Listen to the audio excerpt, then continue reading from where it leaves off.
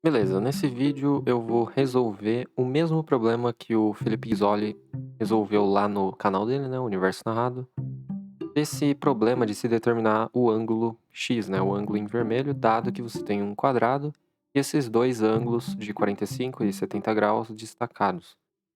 Eu vou utilizar uma metodologia que basicamente utiliza zero criatividade, o que significa que você não vai precisar utilizar nenhum argumento geométrico, né, de construção auxiliar para resolver o problema. Eu vou utilizar simplesmente contas e leis que a gente conhece aí de triângulo e quadrado, né?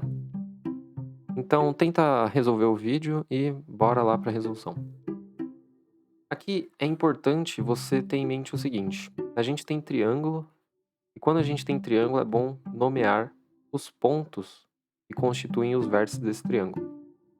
E como isso aqui se trata de um quadrado, eu poderia dizer que o lado dele vale uma certa variável y e com base nessa variável y, eu vou calcular os lados AC e AB.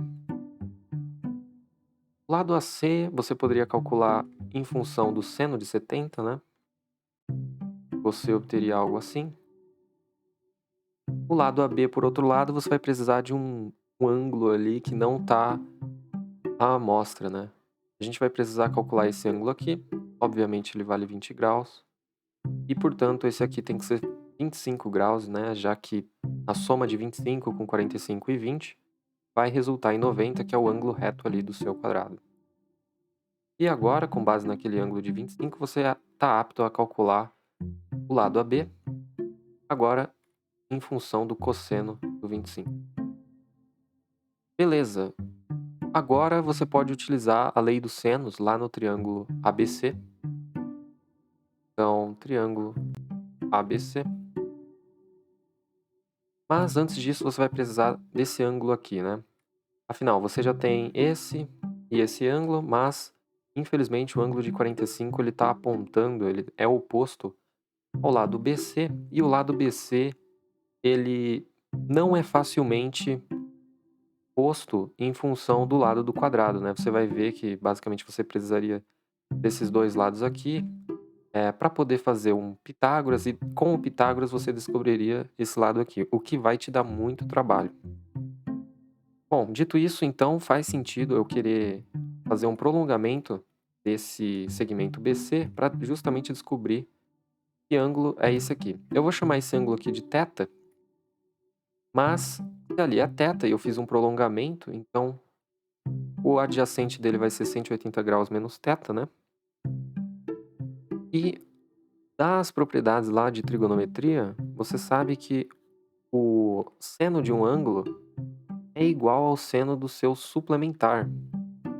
Então, isso aqui que eu acabei de escrever é muito útil, porque agora você pode utilizar justamente o ângulo θ, que é aquele que está no nosso triângulo ABC, para utilizar a lei dos senos. Beleza. Mas, mais do que isso, o 180 menos θ, ele é externo ali, né? E está olhando para os ângulos de 45 e x. Então, pelo teorema do ângulo externo, você vai dizer que ele vale x mais 45 graus. E, portanto, o seno de θ, que é a mesma coisa que o seno de 180 menos θ, vale seno de 45 mais x. Beleza. Tudo isso para você deixar o seno do θ em função do x e do 45. Agora você utiliza a lei dos senos, né? Eu vou colocar então AC sobre seno de x igual a AB sobre seno do θ, só que o seno de θ a gente já pode substituir como seno de 45 mais x. Beleza. Bom, a gente tem os lados, né, da relação AB e AC. Eu vou substituí-los. Então, deveria ter feito uma barra maior. Então, o seno de x que vai multiplicar o seno de 70 graus. E do outro lado você vai ter y que divide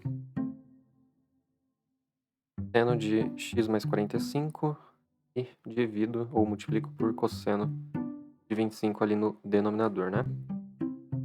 Aí eu posso cortar o y, maravilha, e eu vou isolar o seno de x com esse seno de x mais 45. Então, eu vou ficar com seno de x sobre seno de x mais 45. Isso, né, passando o cosseno ali para cima, cosseno de 25 sobre seno de 70 graus. Como a gente tem vários senos, eu vou transformar esse cosseno de 25 para seno. E para isso basta eu tomar o seu complementar, né? Uma transformação bem corriqueira. Beleza. E agora tem mais um ajuste, né, para você justificar de forma bem satisfatória a inspeção de raiz. Quer dizer, mexendo ali no lado direito, você ainda tem o seno de 65, beleza? Mas o seno de 70, ele pode ser escrito como seno de 110 graus, né? Porque eles são suplementares e ângulos suplementares possuem o mesmo valor de seno. E aí fica muito claro agora que a resposta de fato é 65 graus, conforme a gente já estava esperando, né? Pelo menos para quem já tinha visto o vídeo lá do Universo Narrado. Né? Porque se você colocar o x igual a 65, né? Substituindo ali o x por 65 graus, né? Do lado esquerdo você teria o seno de 65, só substituir o x. E embaixo você vai ter que fazer 65 mais 45. Só que isso dá, se você fizer as contas aí, vai dar 110 graus. É exatamente, né, o lado direito ali, 65 sobre 110. E de fato, essa é a única resposta. Mas, para você não roubar no jogo, né, e justificar isso aqui de forma mais conclusiva, você ainda tem que provar que essa resposta é única, né? E é o que a gente vai fazer agora. Para isso, quando você quer provar que uma solução é única para um dado intervalo de valores que seu conjunto pode assumir, no caso os valores de x, né? A gente sempre vai recorrer a uma técnica de mostrar que a função é injetora, pelo menos naquele intervalo, né? Então, como o nosso ângulo x ele é um ângulo agudo, significa que ele pertence ao primeiro quadrante. Então, eu vou colocar essa condição em azul e dizer que o x pertence de 0 a π sobre 2. Ou seja, ele é um ângulo agudo. Tá, como que você prova que a função é injetora? Basta você fazer isso aqui. Você tem um x1, você iguala a um x2, esses dois valores aí eles pertencem àquele intervalo azul, e como consequência você tem que chegar que x1 é igual a x2, e você só vai provar fazendo f de x1 igual a f de x2 que a função é injetora se você obtiver essa única igualdade, né? Só essa possibilidade, x1 igual a x2. Vamos ver se isso acontece. Mas antes, é bom simplificar, né, a sua expressão ali do f de x. Eu vou manter o seno de x e vou expandir o seno da soma. Aqui fica bem fácil ver o seguinte. O seu denominador, ele acaba ficando como isso aqui. Você sabe que seno e cosseno de 45 é 1 sobre raiz de 2, e aí quando você fizer seno de 1 multiplica cosseno de 45, cosseno do x multiplica pelo seno de 45, vai dar isso aqui. Daí eu posso dividir a equação, aliás, o numerador e o denominador por seno de x, e jogar esse raiz de 2 lá para cima, né? Então, fazendo a divisão, aliás, jogando raiz de 2 para cima e fazendo a divisão por seno de x, você vai obter isso aqui, beleza? Isso aqui já é uma forma bem simplificada da sua função f de x, porque só tem agora uma função que é a cotangente, beleza? Certo, agora sim você aplica essa ideia aqui da prova de que uma função vai ser injetora ou não. Então, vamos lá. O f de x1 Basta você substituir ali onde tem o x por x1. Então, cotangente x1. Isso deve ser igual ao raiz de 2, 1 mais cotangente x2. Beleza. Aí eu cancelo esse raiz de 2. Faço a multiplicação cruzada. 1 mais cotangente x1. Aqui é um si só si. E, novamente, eu posso cancelar esse 1 e, portanto, cotangente x1 é igual a cotangente x2. Ou, se você preferir, você pode dizer que tangente x1 é igual ao tangente x2.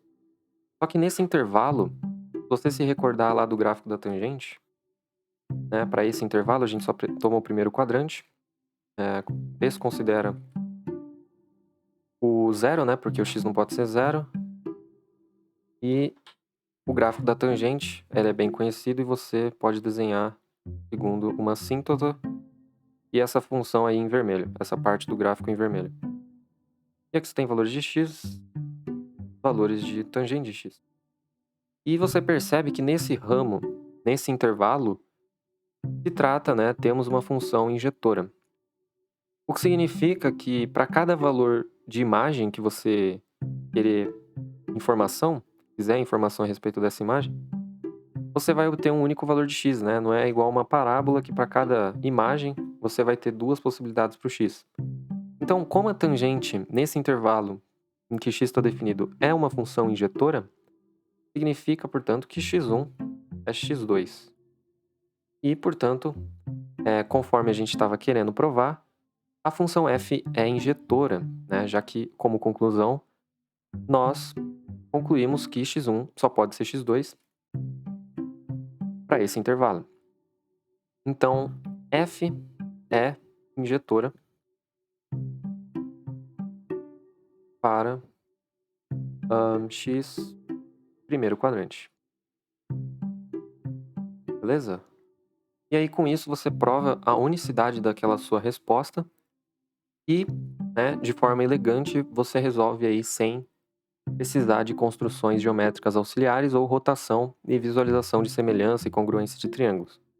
E na prática, é geralmente aquilo que a gente vai usar mesmo, né, por falta de, digamos assim, criatividade num exercício, numa hora de prova, né? Às vezes o melhor método é aquele que te dá a resposta. Beleza? Esse foi o vídeo e eu vejo você numa próxima questão.